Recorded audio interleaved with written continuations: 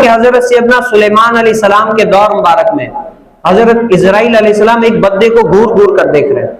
آپ نے علماء سے سنا بھی ہوگا کہ اسرائیل علیہ السلام ایک بندے کو بڑے گھور گھور کر دیکھ رہے ہیں. اب وہ بندہ بڑے پریشان ہو گیا. یار ویسے عام بندہ گھور دیکھے تب بھی تعجب ہوتا ہے, لیکن یہاں پر تو کیا اسرائیل علیہ السلام جو موت کا فرشتہ ہے وہ گھور رہا ہے. بڑا خوف ہوا. اور حضرت سلیمان علیہ السلام کی تو ہواؤں پر حکومت ہے.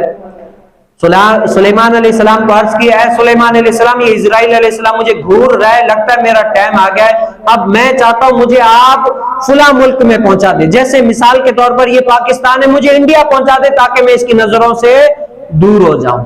تو حضرت سیدنا سلیمان علیہ السلام نے حکم فرما دیا, جس ملک میں چاہتا اس وہاں پر پہنچا دیا.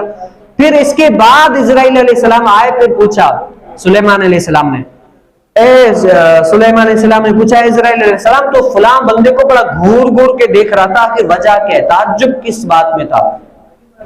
تو پتہ ہے اسرائیل علیہ السلام نے فرمایا کہ اے سلیمان علیہ السلام, جس بندے کو میں گھور گھور کر دیکھ رہا تھا نا, اس کا ٹائم جو ہے نا بالکل تھوڑا سا رہ گیا تھا, اور اللہ رب العالمین نے مجھے اس کی روح نکالنے کے لیے فلاں ملک میں جہاں پر ابھی آپ نے بھیجا وہاں پر اس کا لکھا ہوا تھا کہ وہاں پر اس کی روح نکلے گی, وہاں پر میں اس کی روح قبض کروں گا.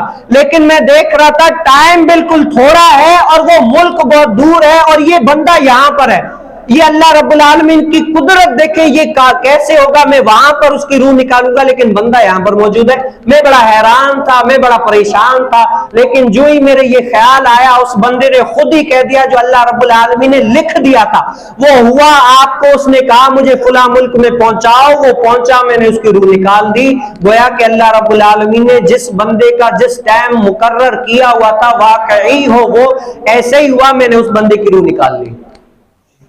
کیا ہے, ہر بندے کا آپ جہاں پر بھی ہو نا روح نکل جائے گی, لیکن خوشی کی بات یہ ہے کہ روح نکلے تو کہاں نکلے, سجدوں میں نکلے. خوشی کی بات یہ ہے کہ روح نکلے تو کیا ہے, نماز کی حالت میں روح نکلے, جب اللہ رب العالمین کی بارگاہ میں آئیں گے.